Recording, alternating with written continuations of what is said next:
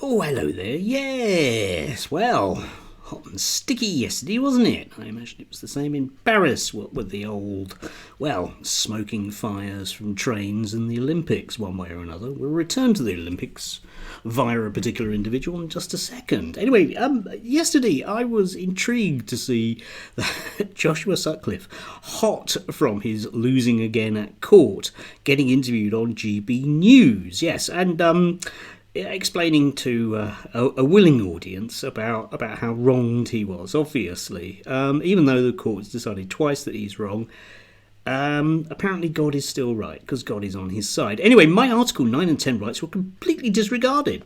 Government and professional advice ignored. Yeah.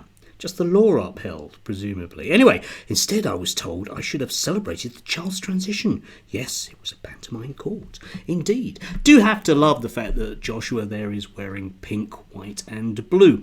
Good choice there, Josh, I think. Definitely, mate. Anyway, yeah, he's still got his website up, and all the way through his particular trial, he's still basically not moved one iota on his opinions, right? Okay, he's still managing on his website to sort of talk about abominations that there are, including homosexuality, obviously. And there's a link down below to a intriguing interview he obviously wasn't expecting with LBC, where some awkward questions were asked of him about his attitude to people. He's got a very poor attitude to people because his God allows him to. Okay, yeah, his God allows him to. And the rest of you are just wrong, including the entire teaching profession, you see? Do you see? Like me, yeah? Like me, I'm the middle one there, you see? Yeah, making it all bad for him. Poor dear, right, okay, poor dear. He has to put up with this. He has to put up with people like me existing in the world. Why aren't there laws? Well, there are laws, which he decides not to obey. Anyway, yes, he decided he was going to jump in with the whole isn't the Olympic ceremony in France disgusting? And yeah, there were lots of people doing this because they had a vague, brief representation of the Last Supper, which is a painting that people often parody. Which apparently is bad. It's bad if it includes people that Joshua doesn't like, and his God doesn't like, his particular God, you understand, yes. And there was quite a lot of this going on, with people complaining bitterly about the opening ceremony being satanic. For example, it featured a woman who looked suspiciously like Marie Antoinette with her head chopped off. Yes, how satanic is that? Imagine that, a country like France representing some of the things that people know very well about its past. You can't imagine Britain in 2012 doing something about, I don't know, the Industrial Revolution or the NHS, can you? No, they wouldn't do that. That would be silly, wouldn't it? It'd be satanic, dark satanic mills, presumably. Yes, I love this. I've got to show you this from a guy called Gary Peterson. This particular image, the satanic woke Olympics have gone too far in mocking God, which is why we need Christ himself to pass the torch to our new Messiah, President Trump, who will make sure the blasphemy has no place in winning the gold.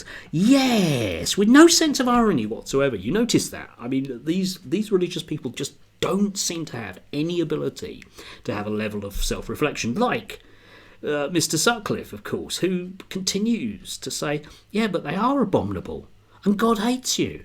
Like it's fine. No reflection, no ability, even after a court case or two, to have that. And speaking of which, we still haven't got a court case from him, but it's James S's. Putting aside the vulgar sexualisation and the men parodying women, both of which there are serious issues with. Well, okay, mate, I don't. I think that's just you, James. You've got a lot of serious issues. We know this. Anyway, moving on. Is it not telling the Olympics now choose to promote obesity when their entire purpose is to celebrate sporting prowess and athleticism? Well, I'm not entirely sure, because I seem to recall, that we did have, an old lady with some corgis walking around Buckingham Palace for a while. Now, not really sporting prowess, is it? Unless it's some new Olympic sport, taking your dog for a walk next to James Pond, eh? Still, never mind that. That interferes. My logic, you see, unfortunately interferes with a decent homophobic argument, which is what James has. Anyway, I'm sure his God believes in him. And the brilliance there was yesterday of Alex Phillips, yes, shoving wokeism down our throats. Alex Phillips fumes over the Olympics opening ceremony. I mean, imagine, right, a woman who had campaigned, made her name through Brexit, and is then having to put up with a country, another country, a sovereign country, doing things that she doesn't like. What's the world coming to, eh? What are the French like? Doing things that are French on their own without consulting her. It's no wonder she's annoyed. Yes. Now, the problem that all of these people have, of course, is that they can easily be outmanoeuvred by, well, almost anything, really. I mean, like Tommy Robinson in his big march yesterday with like 100,000 people wearing Union Jacks. He decided that he was going to show them his film, and he's in front of the Beak on Tuesday for having shown people the film. I imagine the words court and contempt will come in. Yes, indeed. You can't make this stuff up. Yeah, he's the victim. You know. I'm always reminded like this with that brilliant scene in The Young Ones with where Neil, I'll quote, okay, "Hey Rick, man, what are you doing with my crucifix, man? Protesting. Yeah, but I really think I should lay this one on you, man. That's a really negative way you kill yourself. You know, like, I've tried it hundreds of times. There's no way you can hammer in the last nail." Yes, you can't. You can't be that much of a martyr. It doesn't work. And nobody cares, like with Rick. Protesting. Nobody cares. Nobody cares. Okay? It's just an opening ceremony. The one that loads of people are sort of looking back to is the Athens one. Now, that actually had problems because there were various people who were topless, showing their nipples, which the American news networks had enormous problems with. You know, Greek, there, you know, doing that kind of thing. And of course we end up with the inevitability of the Olympic Games themselves, you know, from ancient Greece, pre-biblical times, with a whole bunch of strapping strong men with muscles oiling themselves in ancient Greece. You can't make it up, even if you are wearing a pink tie. So, of course, these people will always be outmanoeuvred by the zealots. And there is no finer example that I could see yesterday than the zealotry that is Friar Calvin Robinson. Yes, a man who does sit next to God, elbowing Jesus out of the way because he's slightly more holy. One can only presume. So, I love this. He wrote this. Why, you're all acting surprised.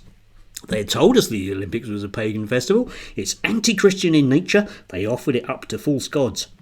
Turn it off. Leave France to it. Yes, indeed, leave France to it. Leave the rest of us to it, okay? If you don't like something, Alex Phillips, turn it off, all right? If you don't want to teach stuff that you don't want to teach, Joshua, what you could do is go and work in a very, very, very Catholic school. But I guess you're not a Catholic. Have you thought about home tutoring? You can home tutor a whole bunch of religious zealots, okay? Yeah?